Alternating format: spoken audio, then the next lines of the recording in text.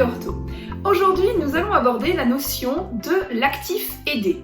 Qu'est-ce que l'actif aidé? Eh bien, c'est permettre à l'enfant d'être actif tout en l'accompagnant dans son geste.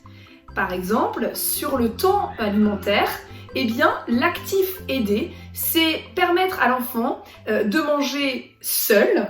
Donc, je prends ma cuillère, de pouvoir manger seul avec la cuillère, mais en accompagnant son geste et en lui permettant ainsi, eh bien, d'avoir une autonomie relative, certes, mais en tout cas un début d'autonomie, et de lui permettre petit à petit d'apprendre le geste pour pouvoir le faire eh bien, de manière autonome par la suite.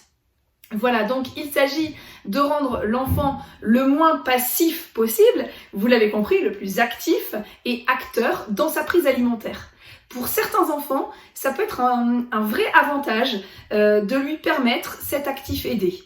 En effet, certains enfants ont des difficultés, n'aiment pas se recevoir la cuillère de manière passive, puisqu'ils ne peuvent pas contrôler le rythme, c'est-à-dire que c'est le rythme de la personne qui donne à manger, qui est imposé quelque part à l'enfant. Et donc, cette idée de subir le rythme eh bien, peut être difficile pour certains enfants qui ont besoin d'être actifs sur le temps de repas. Dans la même idée, eh bien, on peut utiliser cette notion d'actif aidé sur le temps de brossage de dents. En effet, certains enfants ont des difficultés à recevoir la brosse à dents dans la bouche, ils se reculent, ils se détournent et les parents décrivent eh bien, des brossages de dents un petit peu compliqués. Alors, de la même manière, on peut rendre l'enfant actif, c'est lui qui tient sa brosse à dents et nous, l'adulte, accompagne son geste pour le rendre plus acteur et actif dans la mise en bouche de la brosse à dents.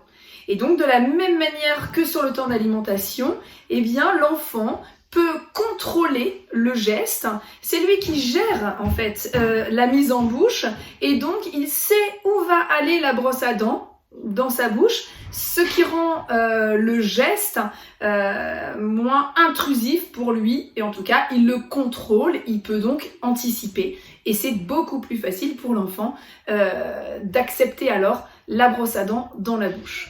Voilà, donc il y a certainement bien d'autres situations où on peut utiliser l'actif aidé. Retenez bien, c'est permettre à l'enfant d'être actif tout en l'accompagnant et donc en lui permettant eh bien, d'accéder soit à une autonomie dans un second temps, soit à avoir une mise en bouche plus facile, moins intrusive.